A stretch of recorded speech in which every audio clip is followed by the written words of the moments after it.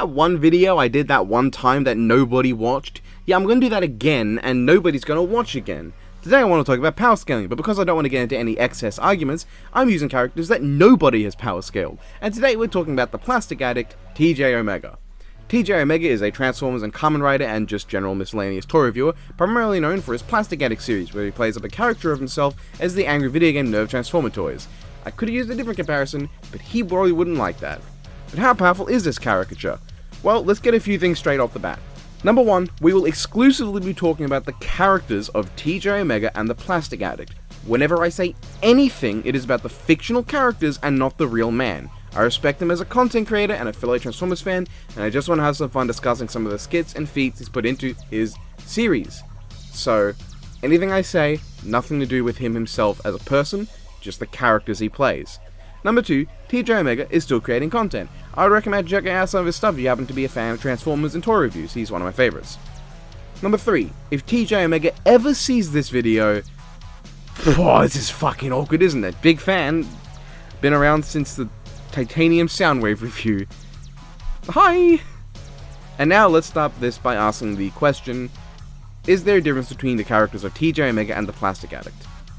Now initially they might seem different, and in fact they've even interacted before. However, there is plenty of evidence to suggest that they're actually the same person. Most importantly, in the Armada Laserbeak episode. The Addict is referred to as TJ by the company doing this hoarding parody episode, and the Human Alliance Sci-Fi review also seems to affirm this. So we'll be going through this assuming they're the same person, or at least the same body. See, the Plastic Addict has shown before to suffer from some kind of identity disorder, with his obsession for Star Saber/Wing Saber having its own personality, as well as his childhood being its own individual thing. So, when it comes to stats, we'll be treating them as a single entity with two different mindsets. Let's start with speed. I'm starting with speed here because attack potency and durability kinda need to go hand in hand, so we're just going to get speed out of the way. TJ and the Plastic Addict don't have many quantifiable speed feats. TJ has shown to be able to build model kits at super speed, and the Plastic Addict can transform toys at super speed, as well as jump out of his window, then run around to the door beside it around his house in a few seconds. I'm not about to ask this man to give me the dimensions of his house to calc this, so we can't really calculate how fast this is. He also once ran out of his chair at super speed, so that's neat.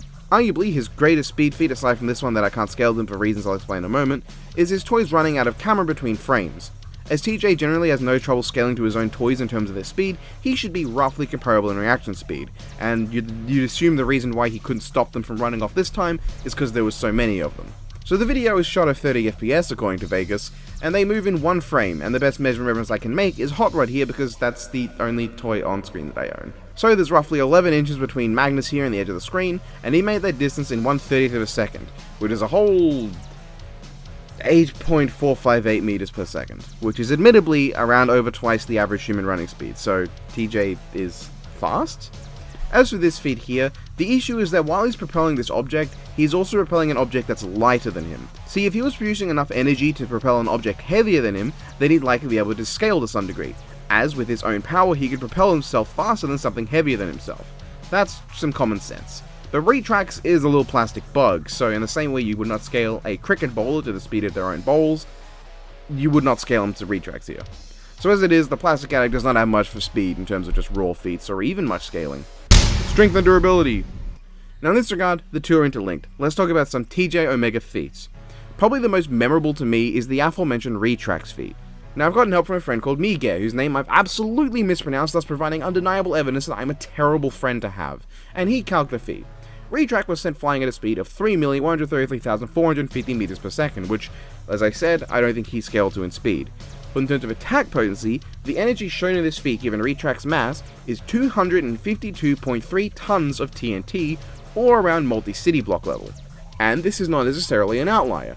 TJOmega has not only survived but also created several explosions before. He caused an explosion upon slicing Fortress Maximus with the Excalibur, and has survived the Mega Banabada axe exploding in his hands. I'm not even going to try to redo that line to try and repronounce that. He's had his own explosive being set up in his face, he's had a Rhino ram into his face, which is irrelevant but I want to mention it, and yeah, so he does have several explosion feats, and he does scale to his own durability, as he has demonstrated he's more than capable of killing his own clones. But those aren't the feats where he peaks, because he is not only strong enough to apparently punt kick a Minicon, which is vague if he means the toys or the actual things from the show, but he also has directly overpowered the Nostalgia Critic.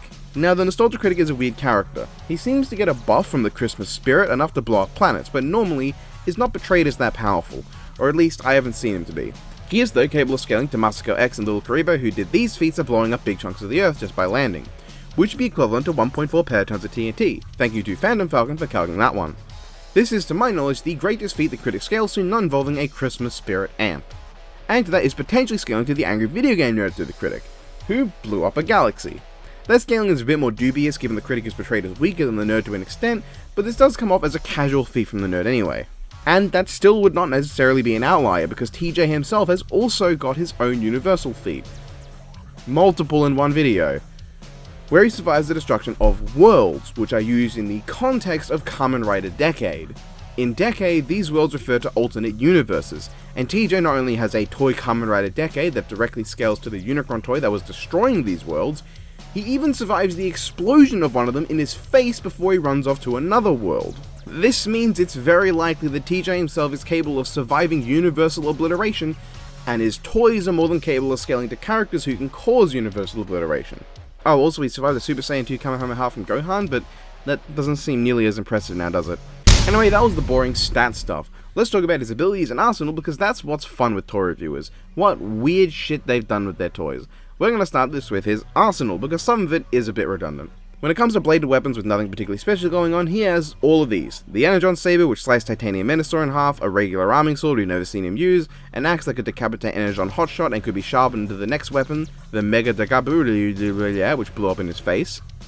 He has a transforming sword, which can transform into two swords, the Buster Sword from Final Fantasy VII, which he struggles to hold up, the Excalibur, which I mentioned before could cause an explosion when used on Fortress Maximus, the Engine Blade, which shoots lasers, and a lightsaber, which is not the same as a later weapon we'll discuss. Trust me. The later weapon in question being TJ's iconic royalty-free blade, a large plastic weapon that creates royalty-free sounds when utilized to avoid copyright-related issues. This weapon is absolutely not a lightsaber and was able to match R.I.D. Bruticus in battle, as a blade that is apparently a symbol of justice and good.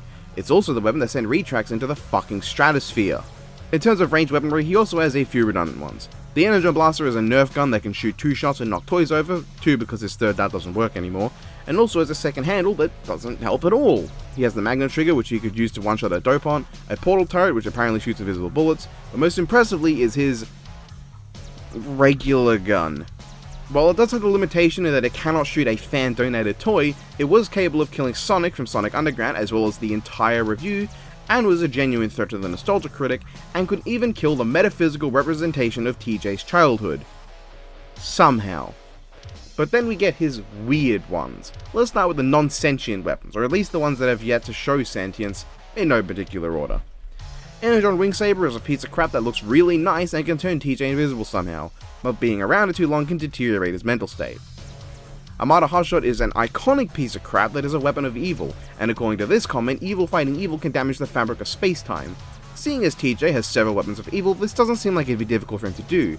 In fact, he even does weaponize Hotshot against an evil being later in this review. He can utilize the tentacles of Alpha Q to attack his audience, he has attack penguins that explode when you throw them, with Armada Laserbeak he can irradiate a dog and it doubles as a healing gun, any Animorphs transformer can be opened to kill all the joy in the world, Titanium Megatron can light your retinas on fire, he has the Hammer of Thor apparently, a tennis racket that he can hit tennis balls with, a Beetle phone that can be used as a phone and has a speaker setting, the Excel driver presumably allows him to dart at motorcycle speeds.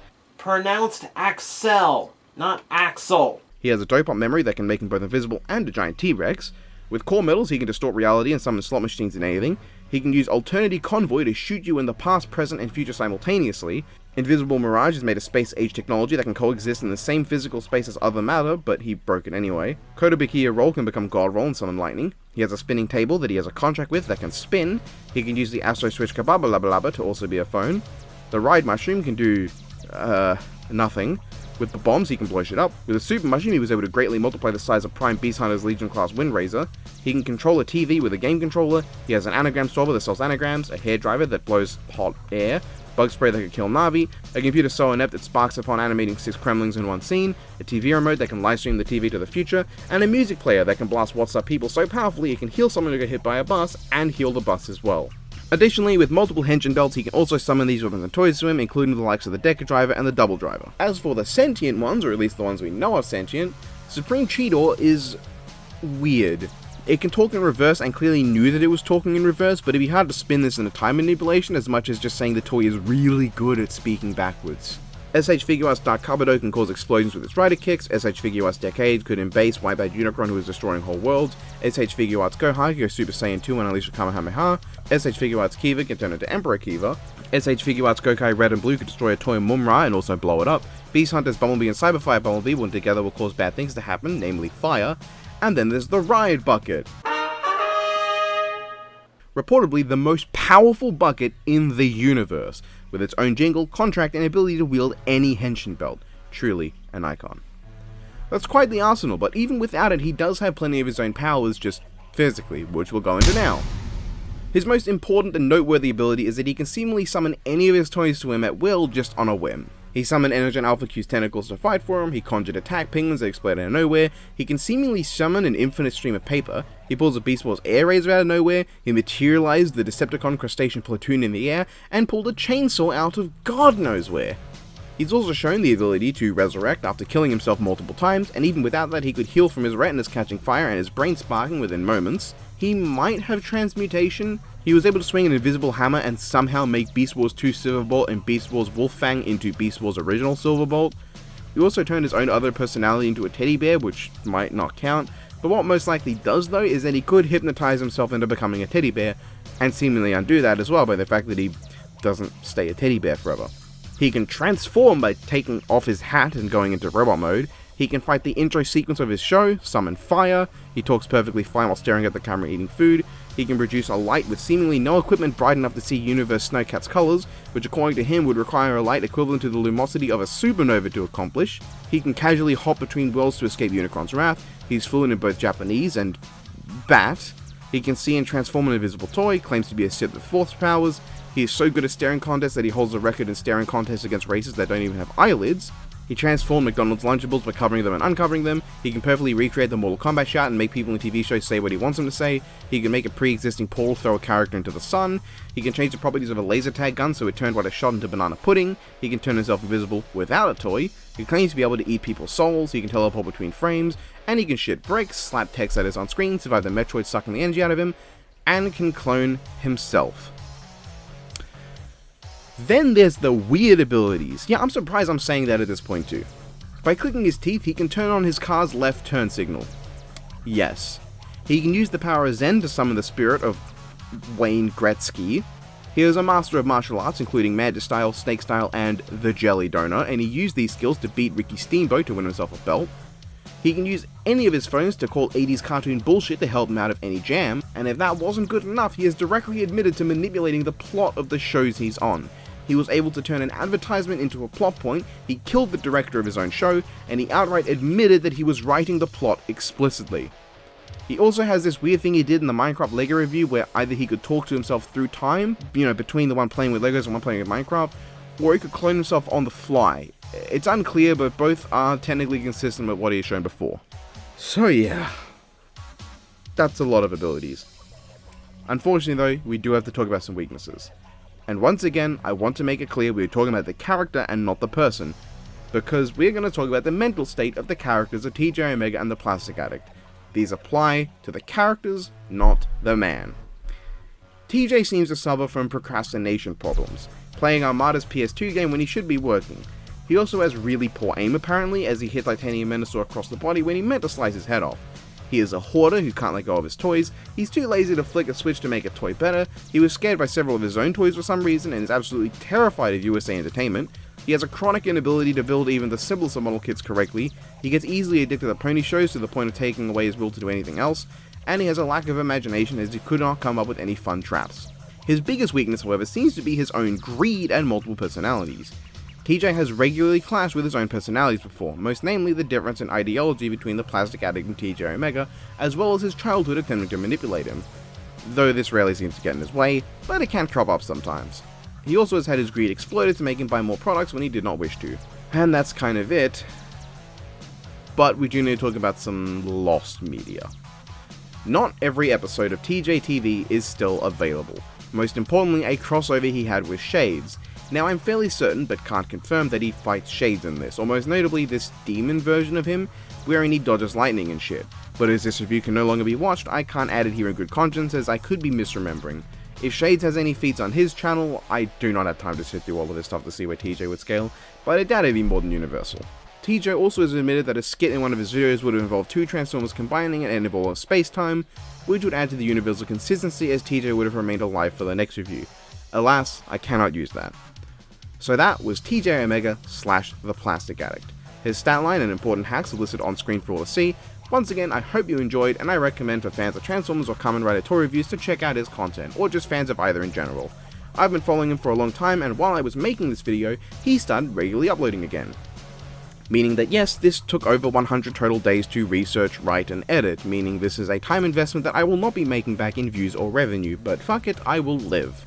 Links to his channel and his own best of playlist in the description, and I wish you all a good day. Have a good one, fellas.